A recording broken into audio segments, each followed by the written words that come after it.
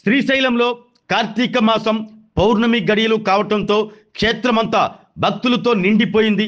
వేకువజాము నుంచే భక్తులు స్వామి అమ్మవార్ల దర్శనం కోసం క్యూ లైన్లలో బారులు తీరారు. ఆంధ్ర, తెలంగాణ, మహారాష్ట్ర, కర్ణాటక ప్రాంతాల నుంచి భక్తులు అధిక సంఖ్యలో శ్రీశైలం చేరుకోవటంతో క్యూ కంపార్ట్మెంట్లన్నీ భక్తులతో నిండిపోయాయి.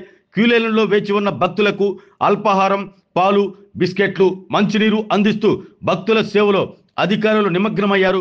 కార్తీక మాసం, అందులోనూ పౌర్ణమి గడియలు కావటంతో భక్తులు భక్తి శ్రద్ధలతో పాతాళ గంగలో కార్తీక స్నానాలు ఆచరిస్తున్నారు. గంగమ్మకు కార్తీక దీపాలను వెలిగించి మొక్కులు తీర్చుకుంటున్నారు. పాతాళ గంగ వద్ద ఎటువంటి ఇబ్బందులు లేకుండా అధికారులు ఏర్పాట్లు చేశారు. స్నానఘాట్ల వద్దకు భక్తులు అధిక సంఖ్యలో చేరుకుని కార్తీక పుణ్య స్నానాలు ఆచరించి మొక్కు తీర్చుకుంటున్నారు.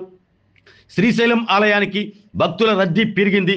భక్తులు భక్తి శ్రద్ధలతో ముత్తైదువులు వేకువజాము నుంచే కార్తీక దీపాలను వెలిగించి మొక్కులు తీర్చుకుంటున్నారు. ఆలయ ముందు భాగంలోని గంగాధర మండపం వద్ద మాడ వీధులలో ముత్తైదువులు, మహిళలు కార్తీక దీపాలను వెలిగిస్తూ భక్తి భావంతో ఉండిపోయారు.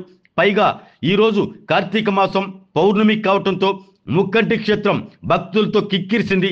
శ్రీ బ్రహ్మరాంబ సమేత మల్లికార్జున స్వామి అమ్మవార్ల దర్శనానికి భక్తులు వేలాదిగా క్షేత్రానికి తరలివచ్చారు. శ్రీ స్వామి అమ్మవారి దర్శనానికి సుమారు 5 గంటల సమయం పడుతుంది. భక్తులు తెల్లవారుజాము నుండే పాతాళ గంగలో పుణ్య స్నానాలు ఆచరించి కార్తీక దీపాలను వెలిగించి మొక్కులు తీర్చుకుంటున్నారు.